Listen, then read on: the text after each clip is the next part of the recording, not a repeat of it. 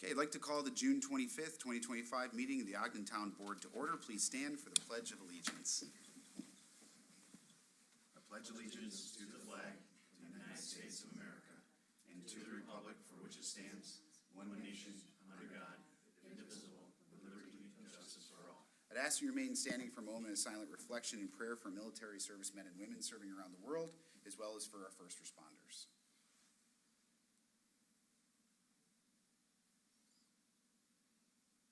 Thank you.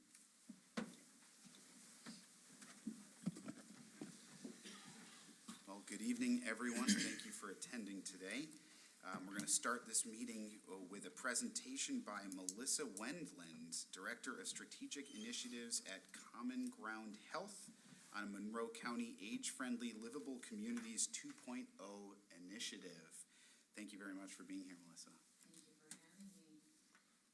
I want to make sure that all of you have these handouts. I'm not sure if we had them prior to the meeting, so we can just pass them out.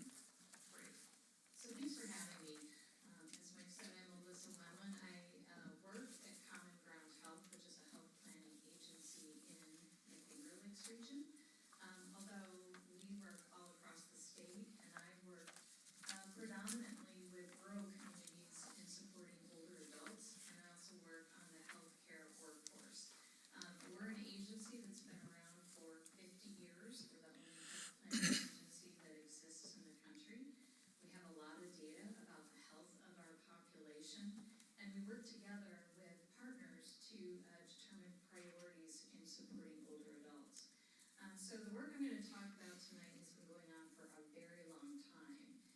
Back in 2011, Common Ground Health released its first report called the SAGE Commission, and that was endorsed by New York State Department of Health to support serving older adults. We did this back in 2010 because we knew that we were approaching a time in our population where older adults were going to increasingly become more and more prevalent in communities. And so the percentage of older adults continues to increase, and I'm going to show you a couple of graphs, but we knew that we needed to do some advanced planning. I am here on behalf of Monroe County Aging Alliance. This is a joint initiative by the city, by the county. It's endorsed by the county executive, Rochester Area Community Foundation, a funder, and also United Way. So the Alliance has got about 25 active participants. You'll see the organization's logos. All of us are working with various communities and supporting age-friendly, livable communities, which is what I want to talk about tonight. So we're going to talk about what an age-friendly, livable community is, a little bit about the Monroe County journey, and then an opportunity to partner with you over the next 6 months. So I want to break it down, first talking about what's a livable community and then what is an age-friendly livable community. So an age-friendly, or excuse me, a livable community is one in which all are feeling welcome, safe, secure, and they feel like they can thrive in their community. An age-friendly community is a community that supports all people. Doesn't matter if you're 2 months old or you're 92 years old. And I like this picture because you'll see this is a mat on Charlotte Beach. The picture to the right is someone in a wheelchair who has access to the beach. If that mat wasn't there, that wheelchair would not be able to roll on the sand, and that person wouldn't have access to water. The same exact picture on the left supports a mother with a young child in a stroller. So when we talk about age-friendly livable communities, it encompasses all. How can we support the needs of our younger population and our older population? Very apropos to the discussion I walked into earlier. So when we talk about age-friendly livable communities, I'm going to take a step back and just share. It was probably 3 months ago that we actually had a meeting with the Council of Governments. The county executive, called all of the elected officials together to talk about age-friendly livable communities because he is endorsing this. And this is work that we have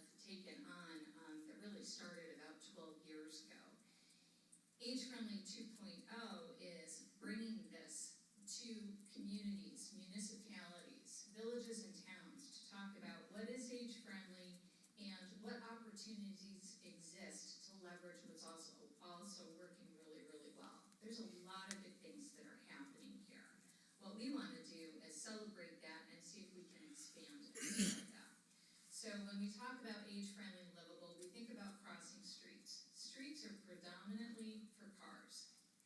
Now, there are ways that you can support those streets being very safe for pedestrians, for crossing, to support appropriate demarcation, signage, lighting. We talk about livable, age-friendly communities. We talk about transportation, access to green spaces, access to healthy food, supporting civic engagement and volunteerism, fundamentally making your community a place where residents want to stay. And what we know is, in a survey that we conducted with older adults 5 years ago, it was very clear that they wanted to stay in their community. Most want to age at home if they can, but more important is they want to be in a community where they know the people, they know the community, they're part of the fabric, they participate, they give back, and they feel safe and secure. So this is a picture of what's been happening in the country. The country is aging. You'll see the change over the last 15 years.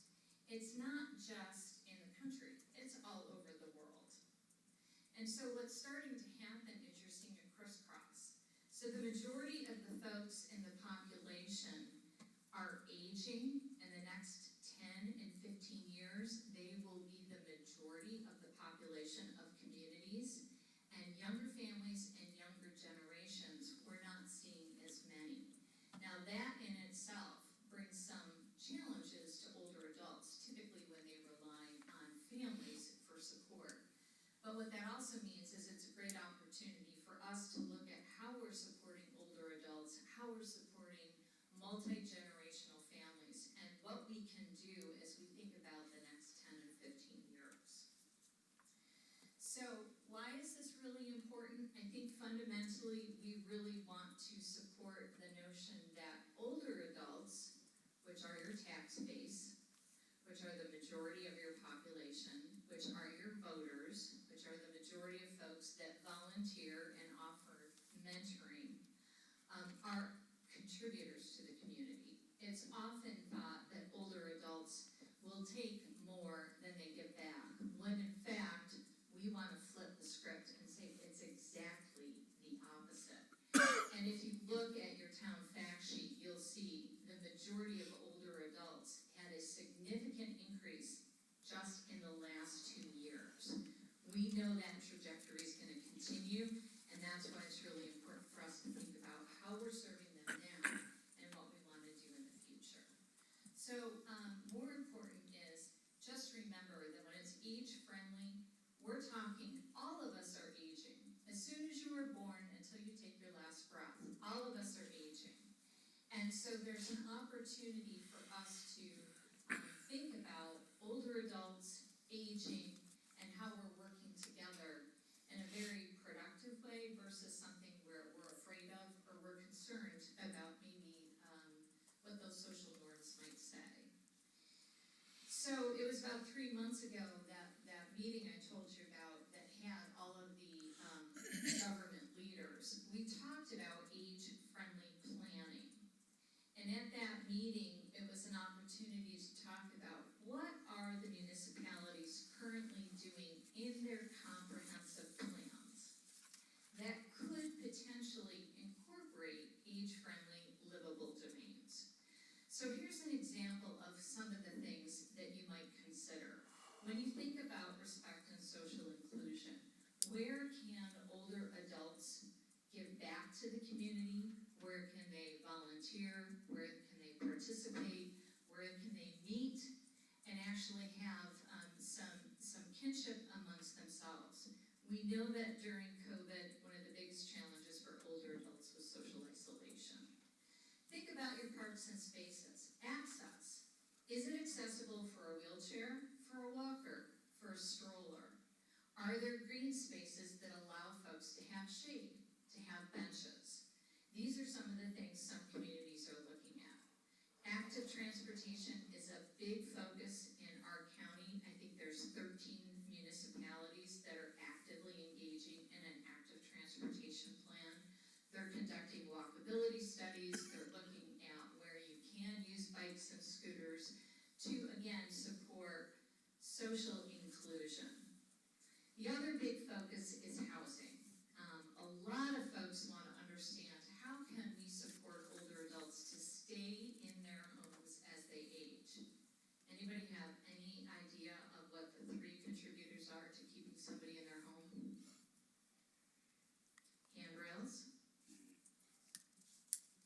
Ramps? Bathrooms? ramps, single-step entrance. Yeah. So when you look at renovating homes or renovating buildings, ramps are cheaper, they're accessible for everybody. And the other thing is that when you look at a ramp, it's not just for older adults. There's a disability community that we also want to make feel included in our community that might not be 50 and older. Okay, other things, communication and information. If someone's in your community, they're aging, they're alone, they don't have family, and they need services, how is the community making information accessible and available to them? If they don't like to use the internet, if they don't like to use the phone, how is information made available to them? Really super important. And we can talk a lot about how that can be created so that older adults feel comfortable and included when they're accessing that information, and also just the visualization of it. Now, the other thing is all of our local hospitals are part of an age-friendly, livable community. This is a designation by AARP. Every single hospital is working toward becoming age-friendly designated. I think fundamentally what's happening is that the community is recognizing that we need to work together. It's not just one sector or one domain, it's really everybody. And so there's a livability index, and I didn't put Ogden up here because Ogden is actually lower than Rochester and Monroe County when you look at the livability index. You're going to have all this information. You can look at all of the resources. You can go to either scan it or go to that web page, and it has the different domains of what makes a community livable. Now, Ogden is off the charts for one of the domains. Anybody have any sense what that might be? Housing? Safety. It's not housing, it's not safety, it's the environment. I say charm? The environment is actually rated very high, and what's really nice is if you go in there and you look, it'll break it down. So when you talk about housing, they'll look at things like single-step entrance, the use of grab bars, the way it's been built, accessibility, parking, things like that. There are a variety of things in the livability index, but right out here in terms of air quality, you guys are doing great. So, I just want to give context really quick here for age-friendly livable communities. This isn't new. This started 15 years ago by the World Health Organization. It was recognized that all communities, all countries, everybody is aging. We've had a significant change in our population even since COVID. So in 2012, 2 years later, AARP actually formed the network of age-friendly livable communities. There's now upwards of 1,000 communities that are designated. Monroe County is one of them. We had to go through a very strict process for about 6-7 years, a needs assessment, demonstrate what was working really well, what we needed to improve on. We have a lot of partners that are high achievers. We have over 89 domains that we look at in Monroe County to make us livable, and there's actually a report about that. Then New York State became age-friendly designated in 2017, but the real change happened when Cuomo in 2018 created Health Across All policies. And what that did is it said, we're creating policies at a state level that are incorporating the opportunity to include age-friendly livable domains. That became part of a prevention agenda, and then it actually led to an opportunity for funding. Now, in 2019, the city and the county joined the effort to be accepted into the AARP designated community. I just did a national webinar 2 weeks ago on age helping communities learn about how they can address and work with older adults. And the master plan for aging is expected out in the next month. We are in the embargo period, which means that it is not being refined. It is going through final edits and expected in the next month. That will be available communities to show them, here's what's being recommended at the state, here's opportunities to, again, align your comprehensive plans with age-friendly livable domains. Here's two of our reports. It's on our website. You can take a look at those 89 domains if you're interested. But what I really want to get to is why I'm here tonight. And that is, this year we said we're going to make it a concerted effort. And the idea is that we want to meet with every municipality in Monroe County. In the last month, I've met with 13 municipalities, given the same exact conversation. Folks on the west side are doing a great job. Everybody's working together. They want to hear about what this is all about, which is nice because you have folks that travel. And so when other communities nearby participate, it's really valuable for your communities within your own village or town. So I'm here tonight to meet with you, talk about age-friendly livable communities. More important, I want you to understand some of the demographics of what makes up your community, which is what I handed out to you. And currently, we are halfway through a community-wide survey for anybody 50 and older. We're asking them to voluntarily tell us what it is that's important to them as they age. This information will be collected until the first week in July. Then during the summer, we'll collate the information, come back to the municipalities, and tell folks, here's what we heard is important to folks in your community. Our goal is to be able to say, here's what you're already doing in your comprehensive plan, here's what folks are interested in. Let's talk about 3 things that we can enact that demonstrates that your community is an age-friendly, livable community. One of those things could be as simple as an endorsement of a resolution that says that you will publicly state that you are working toward becoming an age-friendly, livable community. And then the question is, what are the 3 things you want to do? I'll give you one to start with right now. If you're updating your comprehensive plan, include that you want to be an age-friendly, livable community as part of your comprehensive plan. As part of your comprehensive plan, if you have ideas for parks and recreation, for communication, for transportation, for green spaces, for housing, there are lots and lots of resources of what you can do to put into that comprehensive plan that helps it to become more age-friendly and more livable. I have been meeting with zoning, I've been meeting with planning, I've been meeting with parks and recreation. I'd love to talk very specifically about what those things are, and I can send you resources. It's very simple, it's very straightforward. It's just being intentional about thinking about how we're serving all residents in the community. The other thing I want to offer is there's already a lot of resources that are happening because there's efforts underway, not only in your own comprehensive plan, but in plans also in neighboring towns and villages. So take a look at what's happening in terms of active transportation, vehicle transportation, housing, zoning, parks and rec. So on the back, where there's a sign-in sheet, I actually have a card, and it looks like this. This is access to the questionnaire. I really appreciate meeting with Mike and his team about 3 months ago. We actually planned for coming and talking tonight. Started already putting these questionnaires out in a variety of public spaces. They're available in paper. You can do it in Spanish, you can do it in English, you can go online, and there's a URL code.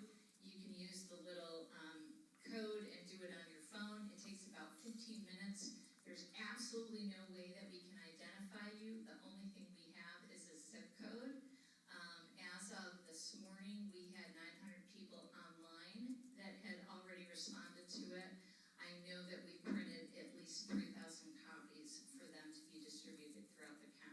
getting a really good response. These are some of the resources. You're gonna have the PowerPoint presentation. I can print them, I can bring them to you. If there are things you're thinking about in updating your comprehensive plan, my ask is please consider age-friendly livable opportunities. I'd be glad to give you a list of what you could look at to pick from a menu of 25 things. And then the idea is, if in your municipal plan, it actually identifies age-friendly, that makes it a lot easier for funding. And I will share with you, I just saw a notification yesterday, Rochester Area Community Foundation. They are opening up their grant application. One of them is focused on older adults, just saying. Okay, questions?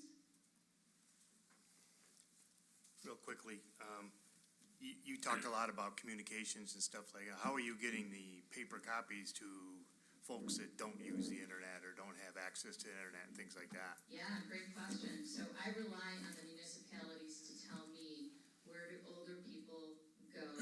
Where do folks over 50 typically visit, and how do we make it available? So I've asked for a variety of things. They're available in the library. They're available in town and village offices. They're available in grocery stores. They're available in rec centers. We've also asked every municipality to host on their Facebook page for their town or village their social media sites to help to get the word out. And we've also got county partners that are going to municipalities handing them out. Thank you. And I'll add to that, we had that meeting that you had alluded to with the county where you guys first made this presentation, and Melissa quickly recognized that I'm a person that asks a lot of questions. And so then we ended up here having the conversation, which led us to today. But yeah, we worked with John in the library to make sure it was there. We have already posted it. And I know that they've done some work too, and we've made sure that our senior center has gotten involved as well. But, this is something, it's funny to see this back in 2019 when we were in the legislature, approving it at the legislature and now being here at the town hall to try to do the same thing. And I think we've always recognized, and it is in our comprehensive plan that we passed last year, a lot about age-friendly amenities. I don't know if it specifically says that phrase, but there's an awful lot in there. Because we recognize our demographics and the population. So, as I said to you on that fateful day, we're headed in the right direction. We just never qualify for any grants, and you had sort of said that this information helps inform those things, and then hopefully can kind of direct us to certain grants that are available, which we'll obviously be looking at and applying for, which we've already received some in renovating our rec center to allow for additional senior programs. We're going to keep going for more recreation. But I think this is great, gathering data and then getting the whole county involved too, because clearly we can't just do it just from the town of Ogden. But I appreciate your support, and I'll share before I go, the last thing is we did a training at Monroe Community College for 4.5 hours. It was a land training used specifically for every municipality to get their additional CEUs, and the training involved every single municipality. So somebody on staff attended that, and I can find out who that is. We loved having the opportunity. The county actually asked us to do it because it was not only then meeting with elected officials, council of government, but also then staff. We got an overwhelming, huge amount of feedback about not only how helpful it was, but that's really helped us to go out to communities and talk with them about the specifics. As follow-up, I will send you a draft resolution. It's a draft. It's an idea of what you might put into language, and I'll also send some options as I do know your comprehensive plan, so I can see how you can continue to advance it. The key is this is evergreen. It is a phased approach. So you start by making tiny steps. You look at what's happening. We're starting to see some real movement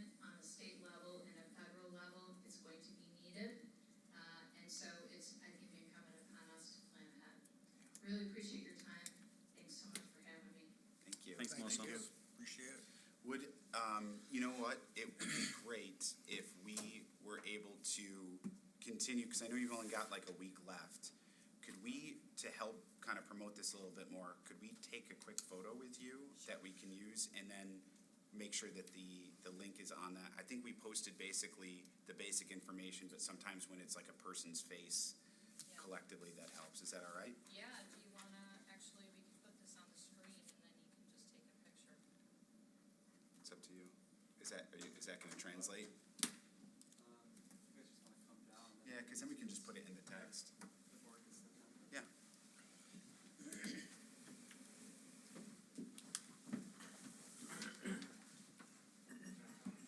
No, we're good.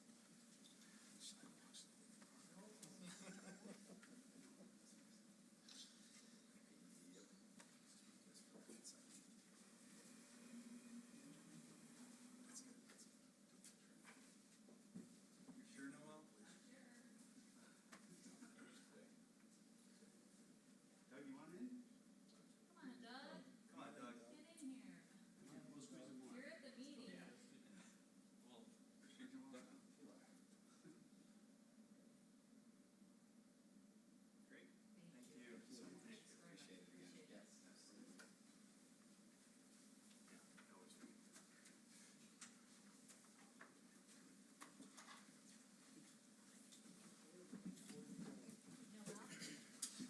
Yes, absolutely. Can I make some comments on this? We're gonna have privilege of the floor in just a second.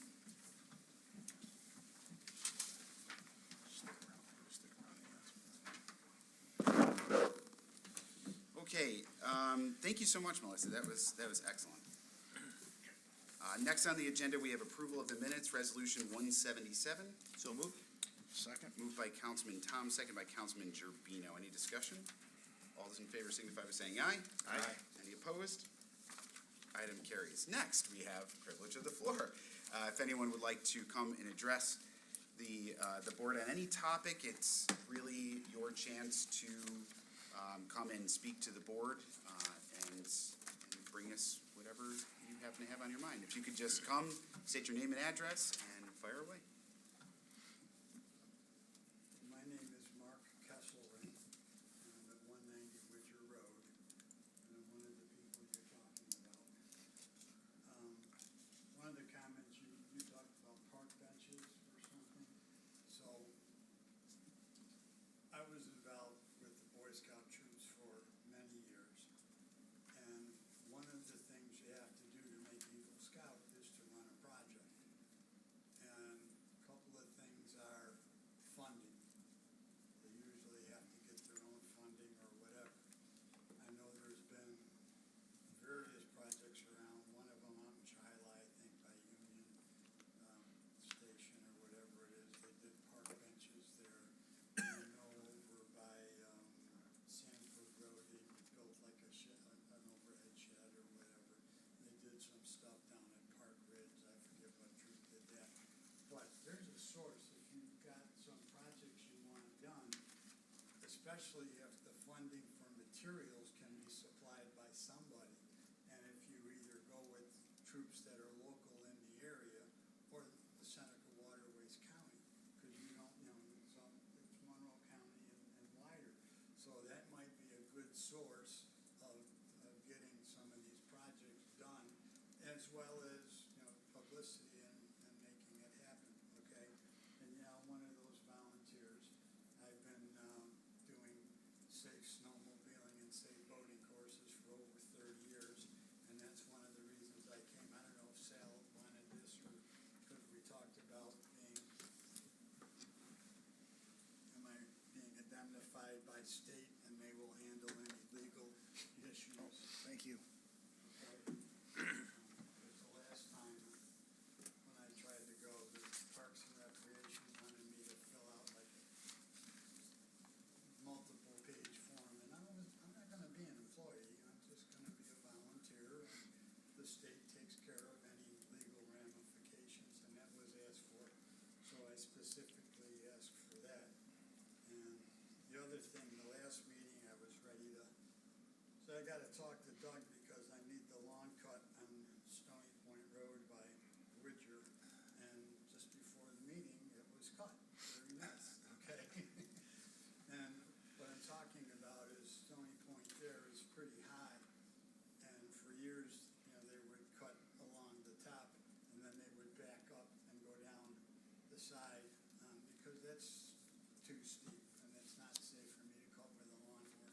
And my wife was always getting worried. And then they started to do that again, so I was glad to see that go on. So I wanna just mention that, I do appreciate it. And that's the piece of, legal stuff from the state that basically says, hey, if anything happens, if anybody sues me while I'm doing that, the state will come in with, legal services for defense, which, you know, because I've done 4 classes this year.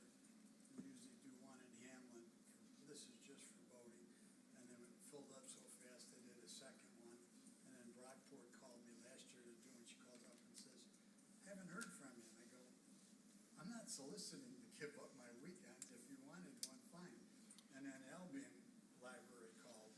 I guess some DEC people that did it before couldn't do it again, so I volunteered and I did that. So I've been doing that for, I don't know, well over 30 years, and I don't know how long I've been doing snowmobiling. So yeah, us older folks, we do a lot of volunteer information there. And since I saw her presentation, I thought I'd pass that thing on, because, you know, the scouts are a good resource, you know, they have access to labor, and it's something the community could, you know, would benefit from. It's something the scouts would benefit from being managed, and it would help them to earn their merit badges, and in an Eagle project, it would help them make Eagle. So I just wanted to pass that on. Thank you. Thank you, sir. Thanks, Mark. Thank you. That's it. Any questions? Did you? I'll digest it, and if I generate any questions, I'll reach out to you. But thank you. Okay, I'd hate to cut it short right now and miss something. that's okay. Thank you, sir. And I sit up here because when I teach classes, I tell everybody to get up. Thank you. Is there anybody else that has, that would like to address the board at this time? Seeing none, I'm going to close privilege of the floor. It's the second meeting of the month, so we do not have the audits or reports and remittances, so there's a good number of correspondences here, a number with some thanks and appreciation for the Spencerport Carnival, thank you letter for a sponsorship that the town does for Canal Days, letter from the CSX president to the town, and some trainings that were attended by the town clerk and also the highway superintendent and deputy highway superintendent there for your review. So I'm gonna go into reports from town officers. So we've had a pretty busy couple of weeks. It was very interesting that I was just reviewing the minutes from last meeting where we talked about how we were having this grand press conference, June 3rd, to really ask for CSX to take some action. And it's just kind of funny that this is only the next town board meeting, and here we already have a solution to the CSX bridge being worked on and reopened in short time. So one thing that I didn't do a great job explaining yesterday when this whole thing came to fruition was what we've done and what we've kind of worked out is really twofold. The first is being able to work directly with the contractor, Wind Construction, who did show up yesterday and who is starting to work on the bridge. Not only are we fixing the bridge, but we've also worked with the county to reestablish that this bridge belongs to CSX. There was obviously a lot of conversation on whether we're gonna completely remove the bridge and, you know, fill it in and make it a county road and, you know, do this $8.3 million project. All of that was really between the county and CSX. CSX, you know, kind of took this different approach that they just want to repair what's there. And what I kind of implored the county to do was to say, you know, in writing, by them fixing this should let them know that this is their bridge. So it was two two facets to this conclusion, which I think is fantastic. One is that we get a bridge fixed, and then two, for any future repairs, we're talking about CSX now knowing, confirming, and attesting to the fact that it is their responsibility for the foreseeable future, basically from now until forever. I did speak with the contractor to talk about what it is that they're working on. Really, they're repairing all the concrete all the way up. They're not touching the metal, the steel that's there. And they're also then gonna wrap it, I think he said fiberglass, but I can't remember. And sent me some photos of a bridge that they just got done doing in Chattanooga. I might have that wrong, in another spot in New York State. And this contractor works exclusively with CSX, so they know what they're doing. That's why they can do it so efficiently. So they're basically cutting a path all the way to Gillette Road Bridge from our park at Heritage, which is why they started there on Tuesday. And while you'll notice that they're in your backyard, and going all the way down the path to the bridge where they're gonna get work done.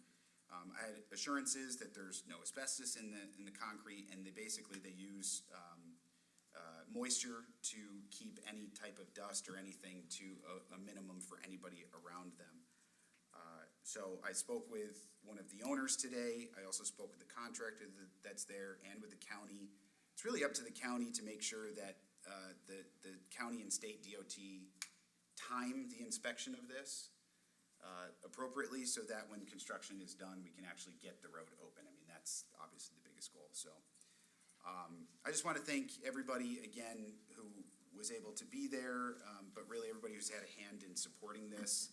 We waited 500 plus days to see if it could be worked out between the federal government, the county, and CSX. And this board obviously gave me a lot of encouragement to really step forward, work with our first responders, and draft that letter that ultimately led to where we are today. So I'm very grateful for everybody's prompting and for this result.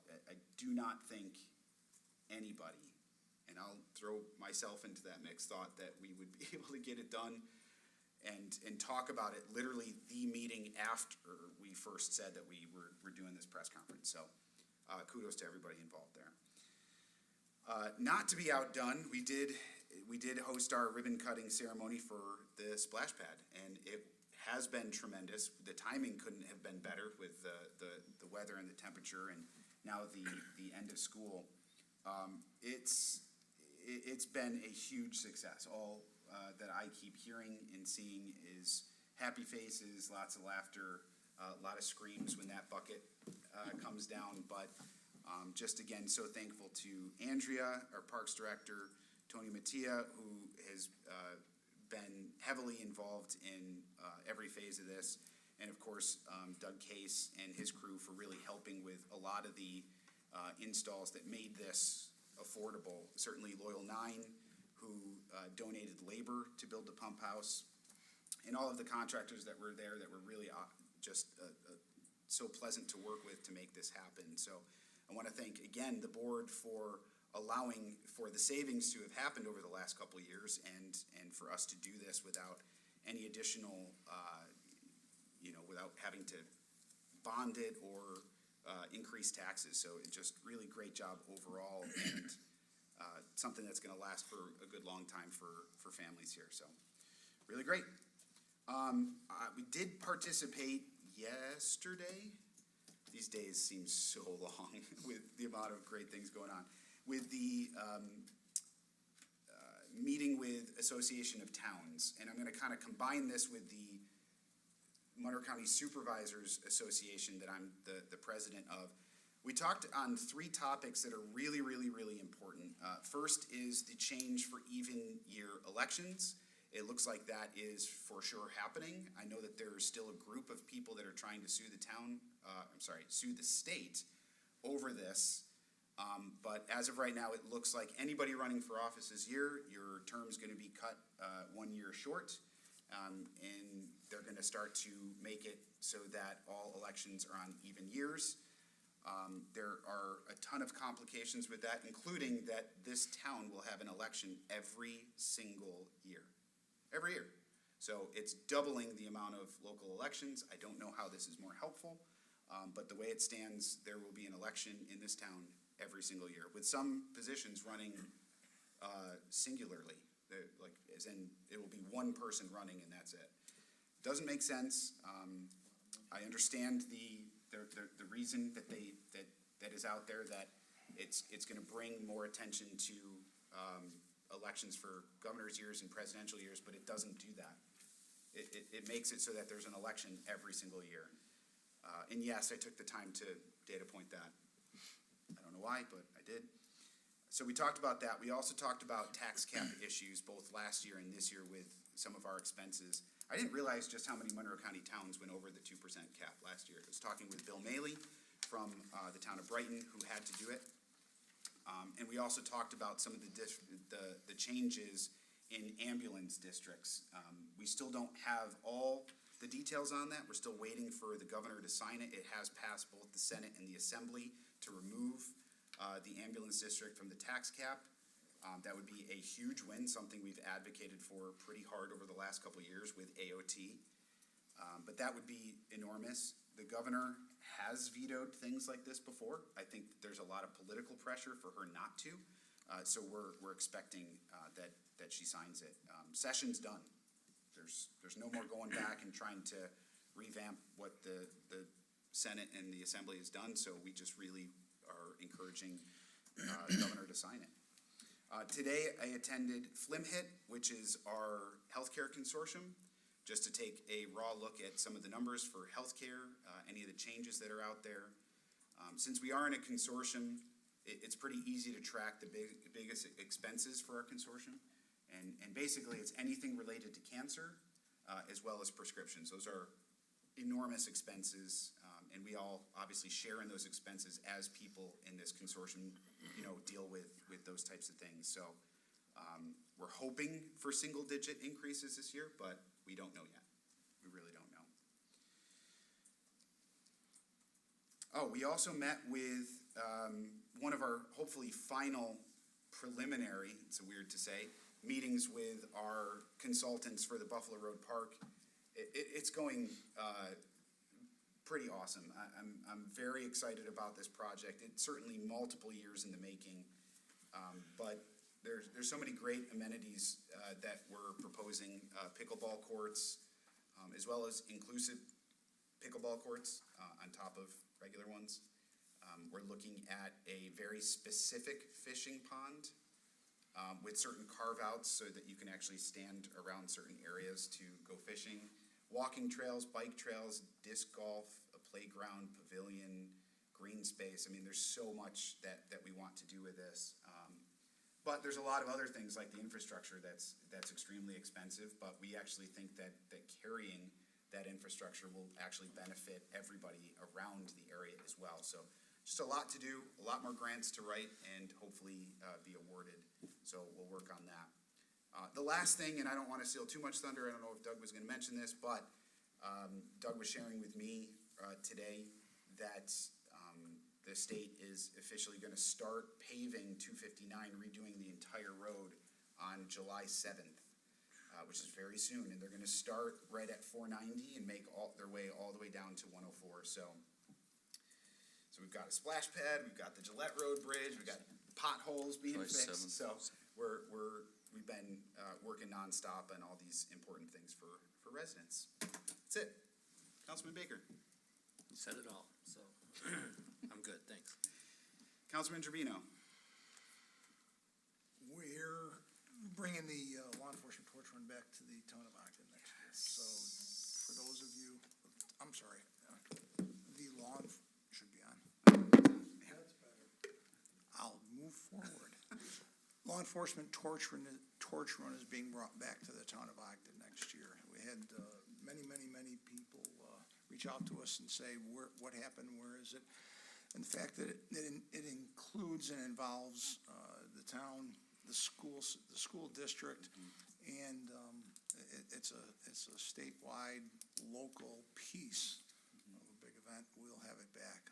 Already been date secured, and the route and both Butcher Lodge are nailed down already. So Thank you, Sal. that's it.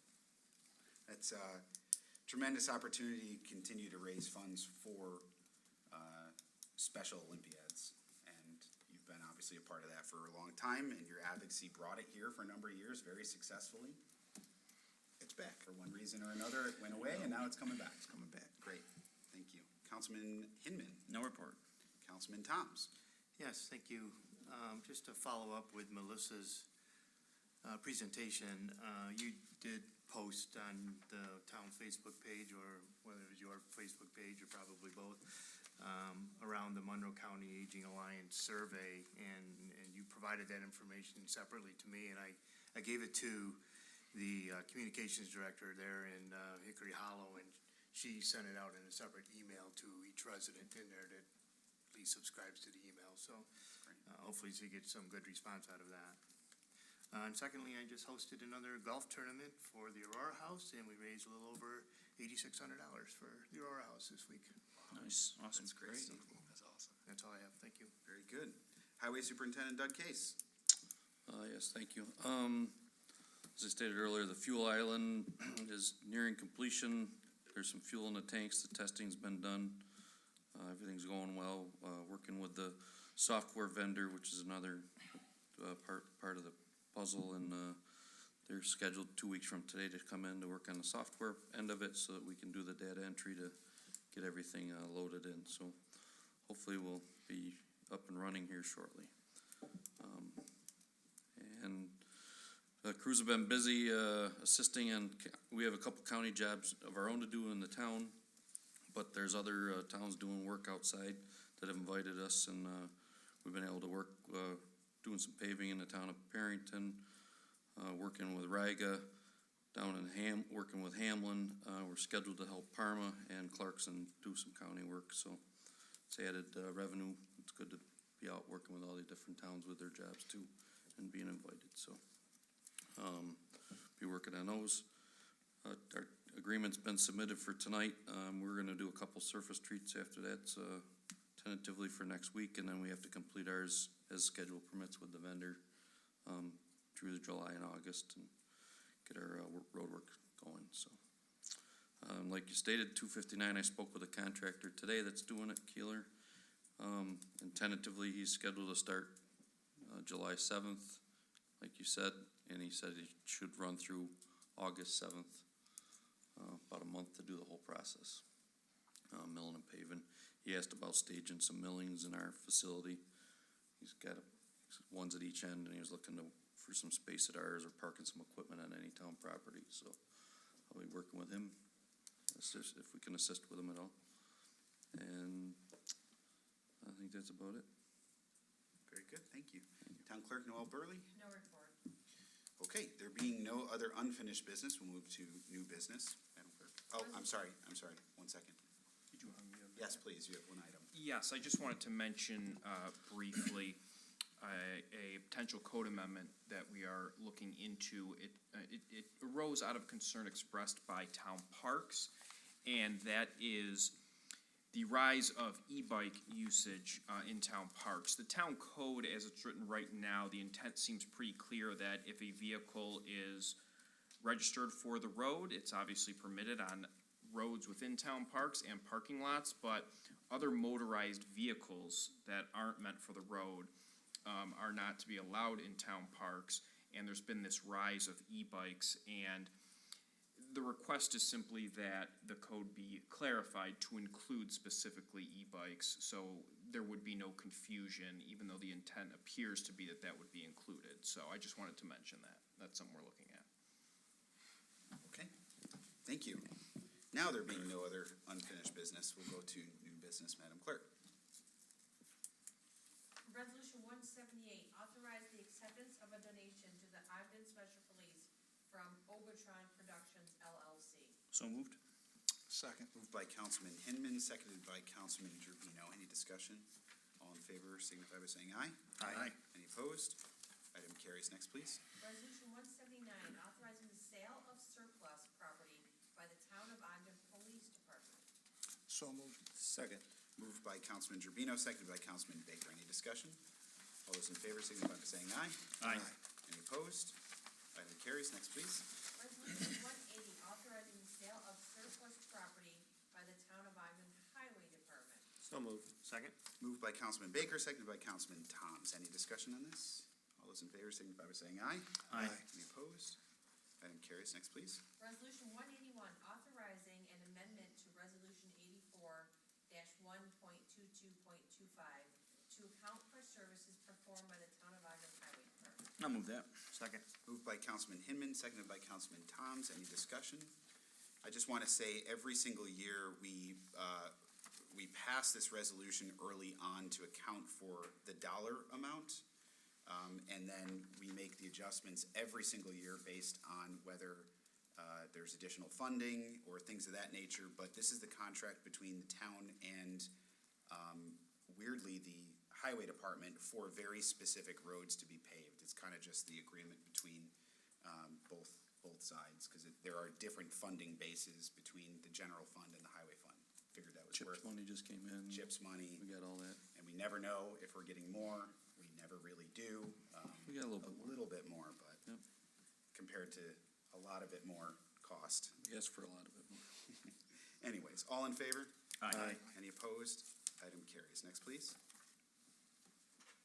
Resolution 186, authorizing the hiring of Sean Gazzers as contingent part-time maintenance mechanic 3 with the Building and Grounds Department. This is Resolution 182, just for clarification. No problem. And so moved. Second. Moved by Councilman Gerbino, seconded by Councilman Hinman. Any discussion? All those in favor signify by saying aye. Aye. Any opposed? Item carries. I would like to make a motion that we go to executive session to discuss contract negotiations and seek the advice of our attorney. I'll second that. All in favor? Aye. Any opposed? Okay, we are adjourned to executive session. Thank you for attending.